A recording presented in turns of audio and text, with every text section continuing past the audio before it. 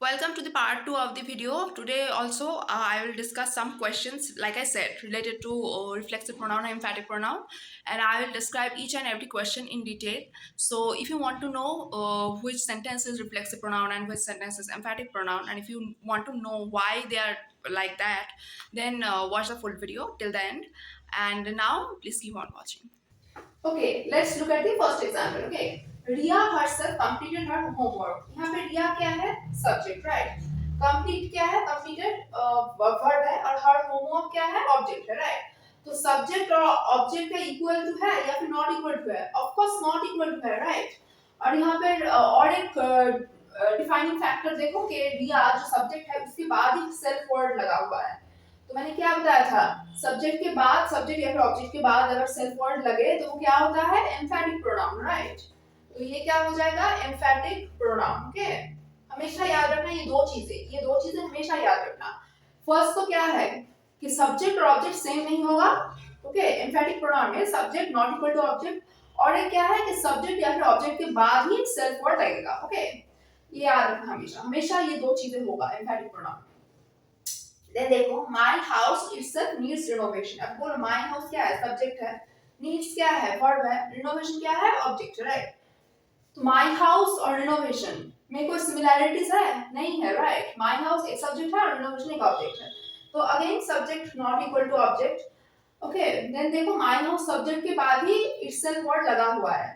तो ये कहां पे होता है एम्फैटिक प्रोनाउन ओके तो ये भी हो जाएगा एम्फैटिक प्रोनाउन देन देखो they themselves are responsible for all the mess they created mess का मतलब क्या है for all the problem बोल सकते हो okay यहाँ पे भी क्या है subject है they subject है right verb क्या है are responsible क्या है main word है और are क्या है helping verb या फिर auxiliary verb है okay देखो ये पढ़ते पढ़ते तुम लोग verb भी मतलब हम लोग डिस्कस कर रहे हैं right तो और ये जो बाकी का जो पार्ट है ये पूरा है ऑब्जेक्ट ओके तो सब्जेक्ट है दे और एंड ऑब्जेक्ट क्या है all the ways they created तो इसमें कोई सिमिलरिटी है कोई समानता है नहीं है राइट तो subject not equal to object और क्या मैंने बताया था कि सब्जेक्ट के बाद ही अगर सेल्फ वर्ड लग जाए सेल्फ वाला वर्ड तो वो क्या होता है एम्फैटिक प्रोनाउन तो ये भी क्या हो जाएगा एम्फैटिक प्रोनाउन ओके ये घर पे भी हमेशा पढ़ना इसको प्रैक्टिस करते रहना ओके तो प्रैक्टिस जितना प्रैक्टिस करोगे बोलते हैं ना practice makes a man perfect तो जितना प्रैक्टिस करोगे उतना ही मतलब अपने दिमाग में इसको बैठा बैठा पाओगे ओके बोलो तो पहला वाला क्या होगा you yourself can tell us about this situation थोड़ा सा हिंट मैं दे रही हूँ ओके सब्जेक्ट है यू उसके बाद है सेल्फ वाला वर्ड ओके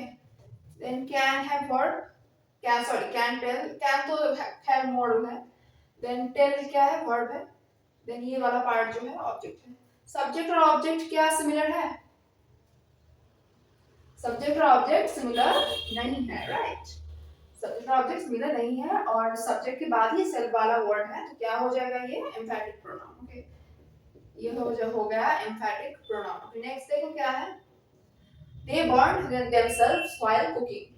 they है सब्जेक्ट burned है वर्ड के बाद अगर सेल्फ वाला वर्ड लग जाए तो क्या होता है वर्ड के बाद अगर सेल्फ वाला वर्ड लग जाए तो क्या होता है और एक रूल था तुम लोग को याद होगा शायद कि अगर सेल्फ वाला वर्ड हटाने से मीनिंग नॉट क्लियर हो तब होता है रिफ्लेक्सिव प्रोनाउन और अगर सेल्फ वाला वर्ड हटाने से भी मीनिंग हमें समझ में आया तो वो हो जाएगा एम्फैटिक प्रोनाउन इसमें देखो वो रूल हम लोग टेस्ट करते हैं ओके हम लोग सेल्फ वाला वर्ड हटा रहे हैं ओके देमसेल्व्स को हमने हटा दिया अब बोलो दे बर्न्ड व्हाइल कुकिंग कोई मीनिंग बन रहा है नहीं बन रहा है राइट मीनिंग बहुत ही अनक्लियर है मैंने क्या बताया था कि अगर सेल्फ वाला वर्ड हटा दिया जाए और अगर मीनिंग उससे क्लियर ना हो तब क्या होता है रिफ्लेक्सिव प्रोनाउन राइट तो ये हो जाएगा रिफ्लेक्सिव प्रोनाउन ओके वर्ब के बाद ही है सेल्फ वाला वर्ड ओके तो ये हो गया reflexive pronoun I hope you have understand the whole thing okay If you like this video, then please subscribe to my channel.